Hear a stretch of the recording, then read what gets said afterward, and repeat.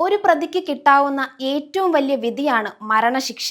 ഒരു ജഡ്ജിയുടെ വായിൽ നിന്ന് വധശിക്ഷയ്ക്ക് വിധിച്ചു എന്ന വാക്കുകൾ പുറത്തു വരുന്ന നിമിഷം മുതൽ ആ വ്യക്തിയുടെ ജീവിതം മറ്റൊരു തലത്തിലേക്ക് കടക്കുകയാണ്. ഓരോ ദിവസവും അവസാന ദിവസമായിരിക്കുമോ എന്ന ചിന്തയോടെ ഇരുമ്പു വാതിലുകൾക്കുള്ളിലെ ഏകാന്തത, പുറത്തുള്ള ലോകവുമായി ഏതാണ്ട് എല്ലാ ബന്ധവും നഷ്ടപ്പെട്ട ജീവിതം. നിയമം എല്ലാ അവസരങ്ങളും നൽകുന്നുണ്ടെങ്കിലും ഓരോ പ്രഭാതവും ഓരോ രാത്രിയും അവസാന ദിവസമായിരിക്കുമോ എന്ന ചിന്തയോടെ ജീവിക്കേണ്ടി വരും. കേരളത്തിലെ വിവിധ ജയിലുകളിൽ ഇന്ന് അത്തരത്തിൽ കഴിയുന്നത് 38 തടവുകാരാണ്.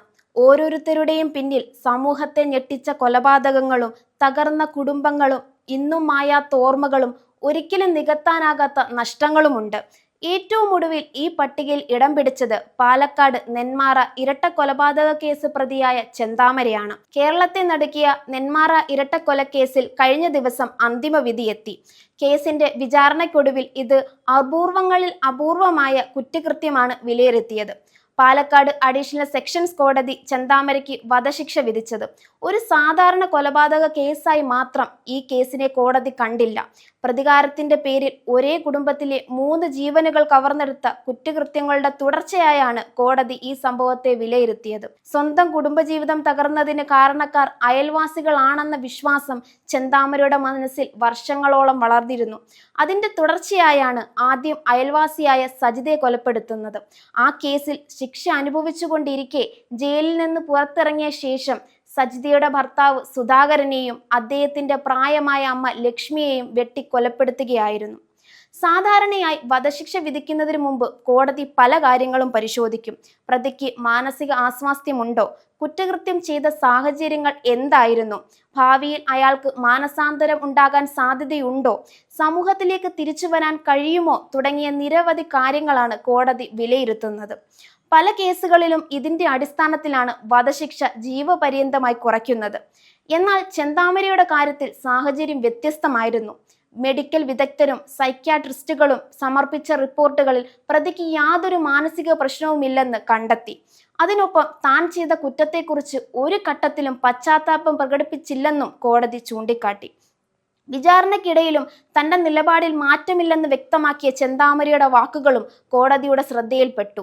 ഞാൻ ഗാന്ധിയൊന്നുമല്ല, ഇങ്ങോട്ട് വന്നാൽ ആരെയും വെറുതെ വിടില്ല എന്ന പരാമർശം മുൻപ് ശിക്ഷിക്കപ്പെട്ടിട്ടുണ്ടെങ്കിലും വീണ്ടും അതേ കുടുംബത്തെ ലക്ഷ്യമിട്ട് ഇരട്ടക്കൊല നടത്തിയ സാഹചര്യം, കൊല്ലപ്പെട്ടവരുടെ കുടുംബത്തിന് ഇന്നും പ്രതി ഭീഷണിയാണെന്ന വിലയിരുത്തൽ എന്നിവയെല്ലാം ചേർന്നാണ് കോടതി വധശിക്ഷ പ്രഖ്യാപിച്ചത്.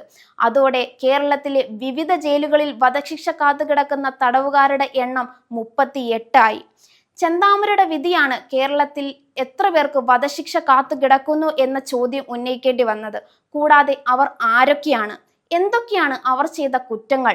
എന്തുകൊണ്ടാണ് കോടതി വധശിക്ഷ വിധിച്ചിട്ടും വർഷങ്ങളോളം അവർ ജയിലിൽ തുടരുന്നത് എന്നിങ്ങനെ ഇന്ന് കേരളത്തിലെ വിവിധ ജയിലുകളിലേക്ക് കണ്ണോടിച്ചാൽ വധശിക്ഷയ്ക്ക് വിധിക്കപ്പെട്ടവരിൽ ഏറ്റവും കൂടുതൽ പേർ കഴിയുന്നത് തിരുവനന്തപുരം പൂജപ്പുഴ സെൻട്രൽ ജയിലിലാണ്. സംസ്ഥാനത്തെ ഏറ്റവും സുരക്ഷാ സംവിധാനമുള്ള ജയിലിൽ ഒന്നായ ഇവിടെ മാത്രം 24 തടവുകാർ മരണശിക്ഷ കാത്തു കഴിയുന്നു. ഇവർക്കായി പ്രത്യേക സുരക്ഷയും നിരീക്ഷണ സംവിധാനവുമുണ്ട്.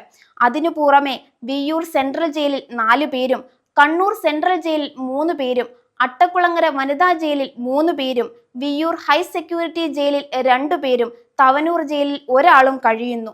ഏറ്റവും ഒടുവിലായി ഈ പട്ടികയിലേക്ക് ചേർന്നതാണ് നെന്മാറ കേസ് പ്രതി ചെന്താമര. ഈ 38 പേരുടെ പട്ടിക പരിശോധിച്ചാൽ കേരളത്തിന്റെ സമീപകാല ക്രിമിനൽ ചരിത്രം തന്നെ അതിൽ കാണാം.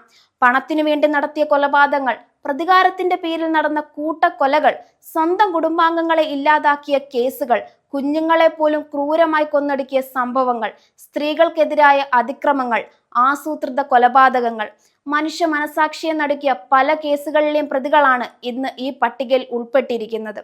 അവരിൽ ഏറ്റവും കൂടുതൽ ആളുകൾ ഓർമ്മിക്കുന്ന പേരാണ് ജിഷ വധക്കേസ്. 2016 ഏപ്രിൽ 28-ന് പെരുമ്പാവൂരിലെ ചെറിയ വീട്ടിൽ നിയമ വിദ്യാർത്ഥിയായിരുന്ന ജിഷ അതിക്രൂരമായി കൊല്ലപ്പെട്ട നിലയിൽ കണ്ടെത്തപ്പെട്ടു. കേരളത്തെ ഒന്നടങ്കം ഞെട്ടിച്ച സംഭവമായിരുന്നു അത്. ദിവസങ്ങളോളം സംസ്ഥാനത്തെ ഏറ്റവും വലിയ ചർച്ചയായ കേസിൽ അന്വേഷണ സംഘം പിന്നീട് പശ്ചിമ ബംഗാൾ സ്വദേശിയായ അമറുൽ ഇസ്ലാമിനെ അറസ്റ്റ് ചെയ്തു. ശാസ്ത്രീയ തെളിവുകളും DNA പരിശോധനാ ഫലങ്ങളും ഉൾപ്പെടെ നിരവധി തെളിവുകളുടെ അടിസ്ഥാനത്തിലാണ് കുറ്റക്കാരനെ കണ്ടെത്തിയത്. ഇന്ന് ആ പ്രതിയും പൂജപ്പുഴ സെൻട്രൽ ജയിലിൽ മരണശിക്ഷ കാത്തു കഴിയുന്നവരിൽ ഒരാളാണ്. ജിഷ വധക്കേസിന് ശേഷം കേരളം കണ്ട ഏറ്റവും ചർച്ച ചെയ്ത മറ്റൊരു കേസായിരുന്നു ഉത്ര വധക്കേസ്. ആദ്യ നോട്ടത്തിൽ പാമ്പുകടിയേറ്റ് സംഭവിച്ച ഒരു ദുരന്തമെന്നായിരുന്നു എല്ലാവരും കരുതിയത്. എന്നാൽ അന്വേഷണത്തിന്റെ ഓരോ ഘട്ടവും മുന്നോട്ടു പോയപ്പോൾ പുറത്തു വന്നത് ഞെട്ടിക്കുന്ന സത്യങ്ങളായിരുന്നു. ഭാര്യയെ ഒഴിവാക്കാനും സ്വത്തുക്കൾ കൈവശപ്പെടുത്താനുമുള്ള ലക്ഷ്യത്തോടെ ഭർത്താവ് സൂരജ് വിഷപ്പാമ്പിനെ ഉപയോഗിച്ച് കൊലപാതകം ആസൂത്രണം ചെയ്തെന്നായിരുന്നു അന്വേഷണ സംഘത്തിന്റെ കണ്ടെത്തൽ. ആദ്യം മൂർഖം പാമ്പിനെ, പിന്നീട് മൂർഖം പാമ്പിനേക്കാൾ വിഷമുള്ള രാജവെമ്പാലയെയും ഉപയോഗിച്ച് കൊലപാതകം നടത്താൻ ശ്രമിച്ചുവെന്നായിരുന്നു കേസ്. ശാസ്ത്രീയ തെളിവുകളും സാഹചര്യ തെളിവുകളും പ്രതിയുടെ പെരുമാറ്റവും വിശദമായി പരിശോധിച്ച കോടതി ഇത് അത്യന്തം ആസൂത്രിതമായ ക്രൂരമായ കൊലപാതകമാണെന്ന് വിധിച്ചു. ഇന്നും ആ വിധിയുടെ അന്തിമ നടപടികൾ പൂർത്തിയാകുന്നത് കാത്താണ് പ്രതി ജയിലിൽ കഴിയുന്നത്. ഈ പട്ടികയിലെ മറ്റുള്ളവരുടെ കഥാപാത്രങ്ങളും അത്രത്തോളം ഭീകരമാണ്. സ്വന്തം ഭാര്യയെയും ഭർത്താവിനെയും സ്വത്ത് തട്ടിയെടുക്കാൻ കൊലപ്പെടുത്തിയവർ, കുടുംബ തർക്കങ്ങളുടെ പേരിൽ മാതാപിതാക്കളെ ജീവനോടെ ഇല്ലാതാക്കിയവർ, കുഞ്ഞുങ്ങളെ പോലും ദയയില്ലാതെ കൊലപ്പെടുത്തിയവർ, പ്രതികാരത്തിനായി കൂട്ടക്കൊല നടത്തിയവർ, ചെറിയ വൈരാഗ്യങ്ങൾ പോലും ക്രൂരമായ കൊലപാതകങ്ങളിലേക്ക് എത്തിച്ചവർ. ഓരോ കേസും വായിക്കുമ്പോഴും മനുഷ്യന്റെ ക്രൂരത എത്രത്തോളം എത്താമെന്ന ചോദ്യമാണ് ഉയരുന്നത്. എന്നാൽ ഒരു കോടതി വധശിക്ഷ വിധിച്ചു എന്നതുകൊണ്ട് അടുത്ത ദിവസം തന്നെ ശിക്ഷ നടപ്പാക്കുമെന്ന് പലരും കരുതാറുണ്ട്. യാഥാർത്ഥ്യം അതല്ല. ഇന്ത്യയിലെ നിയമവ്യവസ്ഥ ഒരു വ്യക്തിയുടെ ജീവൻ എടുക്കുന്ന ശിക്ഷ നടപ്പാക്കുന്നതിനു മുമ്പ് എല്ലാ നിയമപരമായ അവസരങ്ങളും ഉറപ്പു നൽകുന്ന സംവിധാനമാണ്. സെഷൻസ് കോടതി വധശിക്ഷ വിധിച്ചാൽ അത് നിർബന്ധമായും ഹൈക്കോടതി ശരിവെക്കണം. ഹൈക്കോടതി വിധി നിലനിർത്തിയാലും പ്രതിക്ക് സുപ്രീം കോടതിയെ സമീപിക്കാം. അവിടെ അപ്പീൽ നൽകാനും തുടർന്ന് റിവ്യൂ ഹർജി നൽകാനും അതിനുശേഷം ക്യൂറേറ്റീവ് ഹർജി സമർപ്പിക്കാനുമുള്ള അവകാശമുണ്ട്. ഇതെല്ലാം പരാജയപ്പെട്ടാലും അവസാന അവസരമായി രാഷ്ട്രപതിക്ക് ദയാഹർജി നൽകാൻ ഭരണഘടന അവകാശം നൽകുന്നുണ്ട്. ഈ നടപടിക്രമങ്ങളെല്ലാം പൂർത്തിയായ ശേഷമാണ് വധശിക്ഷ നടപ്പാക്കാൻ കഴിയുക. അതുകൊണ്ട് വധശിക്ഷയ്ക്ക് വിധിക്കപ്പെട്ട പല തടവുകാരും വർഷങ്ങളോളം ജയിലിൽ കഴിയുന്നത്. ചിലർ 10 വർഷത്തിലേറെയും ചിലർ അതിലും കൂടുതലുമായി കാലവും മരണശിക്ഷ കാത്തു കഴിഞ്ഞിട്ടുണ്ട്. ജയിലിനുള്ളിലെ അവരുടെ ജീവിതം സാധാരണ തടവുകാരിൽ നിന്ന് വ്യത്യസ്തമാണ്. പ്രത്യേക നിരീക്ഷണത്തിലാണ് ഇവരെ പാർപ്പിക്കുന്നത്. സുരക്ഷാ ക്രമീകരണങ്ങൾ കൂടുതൽ ശക്തമാണ്. ഓരോ ദിവസവും നിയമ നടപടികളുടെ പുരോഗതി കാത്തും കുടുംബാംഗങ്ങളുടെ സന്ദർശനം പ്രതീക്ഷിച്ചും അവർ കഴിയുന്നു. ഇവിടെയാണ് മറ്റൊരു ചോദ്യം ഉയരുന്നത്. കേരളത്തിൽ അവസാനമായി ഒരു വധശിക്ഷ യാഥാർത്ഥ്യത്തിൽ നടപ്പാക്കിയത് എപ്പോഴാണ്? പലർക്കും അറിയാത്തൊരു കാര്യമാണിത്. കേരളത്തിൽ കോടതി നിരവധി പേർക്ക് വധശിക്ഷ വിധിച്ചിട്ടുണ്ടെങ്കിലും സംസ്ഥാനത്ത് യാഥാർത്ഥ്യത്തിൽ തൂക്കിലേറ്റൽ നടന്നിട്ട് 3 പതിറ്റാണ്ടിലേറെയായി. റിപ്പോർട്ടുകൾ പ്രകാരം കേരളത്തിൽ അവസാനമായി വധശിക്ഷ നടപ്പാക്കിയത് 1991-ലാണ്. റിപ്പർ എന്ന കുറ്റവാളിയാണ് അന്ന് തൂക്കിലേറ്റിയത്. അതിനുശേഷം കേരളത്തിലെ ഒരു ജയിലിലും വധശിക്ഷ നടപ്പാക്കിയിട്ടില്ല. പിന്നീട് നിരവധി കേസുകൾ വധശിക്ഷ വിധിക്കപ്പെട്ടെങ്കിലും നിയമ നടപടികളും അപ്പീലുകളും ദയാഹർജികളും കാരണം അവയൊന്നും നടപ്പായിട്ടില്ല. ഇന്ത്യയിൽ വധശിക്ഷ തന്നെ വേണമോ എന്ന ചർച്ചയും വർഷങ്ങളായി തുടരുകയാണ്. ഒരു വിഭാഗം പറയുന്നത് സമൂഹത്തിന് ഗുരുതരമായ ഭീഷണിയായ കുറ്റവാളികൾക്ക് ഏറ്റവും കർശനമായ ശിക്ഷ മരണശിക്ഷ തന്നെയാണെന്നാണ്. പ്രത്യേകിച്ച് കുട്ടികൾക്കെതിരായ ലൈംഗിക അതിക്രമങ്ങളും അതിക്രൂര കൊലപാതകങ്ങളും ഭീകരാക്രമണങ്ങളും പോലുള്ള കേസുകളിൽ മരണശിക്ഷ ഒഴിവാക്കരുതെന്നാണ് അവരുടെ അഭിപ്രായം. മറുവശത്ത് മനുഷ്യാവകാശ പ്രവർത്തകർ പറയുന്നത് ഒരു ജീവനെടുത്ത് മറ്റൊരു ജീവൻ തിരികെ കൊണ്ടുവരാൻ കഴിയില്ലെന്നും ജീവപര്യന്ത തടവ് മതിയായ ശിക്ഷയാണെന്നുമാണ്. ഈ 2 വാദങ്ങൾക്കിടയിലാണ് ഇന്ത്യൻ നീതിന്യായ വ്യവസ്ഥ നിലകൊള്ളുന്നത്. അതുകൊണ്ടാണ് സുപ്രീം കോടതി വർഷങ്ങൾക്ക് മുമ്പ് തന്നെ ഒരു നിർണായക മാനദണ്ഡം മുന്നോട്ട് വെച്ചത്. അപൂർവമായ കേസുകളിൽ മാത്രമേ വധശിക്ഷ നടപ്പാക്കാവൂ.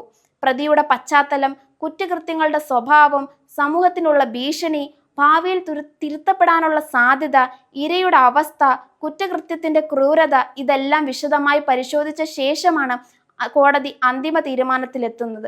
അതുകൊണ്ട് തന്നെ എല്ലാ കൊലപാതകങ്ങൾക്കും വധശിക്ഷ ലഭിക്കാറില്ല. കേരളത്തിലെ വിവിധ ജയിലുകളിൽ ഇന്ന് കഴിയുന്ന 38 പേരുടെ കഥകൾ വെറും കുറ്റവാളികളുടെ കഥകളല്ല. അവ നഷ്ടപ്പെട്ട ജീവനുകളുടെ കഥകളാണ്. തകർന്നുപോയ കുടുംബാംഗങ്ങളുടെ കഥകളാണ്. ഒരിക്കലും മായാത്ത മുറിവുകളാണ്. അതോടൊപ്പം നിയമവും നീതിയും മനുഷ്യാവകാശവും തമ്മിലുള്ള അതിസങ്കീർണമായ ചോദ്യങ്ങളുടെ കഥയുമാണ്. ഇരുമ്പ് വാതിലുകൾക്കുള്ളിൽ ഓരോ ദിവസവും അവസാന വിധി കാത്തിരിക്കുന്ന ആ തടവുകാരുടെ ജീവിതം നമ്മെ ഓർമ്മിപ്പിക്കുന്നത് ഒരു കാര്യം മാത്രമാണ്: ഒരു നിമിഷത്തെ ക്രൂരമായ തീരുമാനം ഒരു മനുഷ്യന്റെ ജീവിതം മാത്രമല്ല, അനേക ജീവിതങ്ങളെയും എന്നേക്കുമായി മാറ്റിമറിക്കും.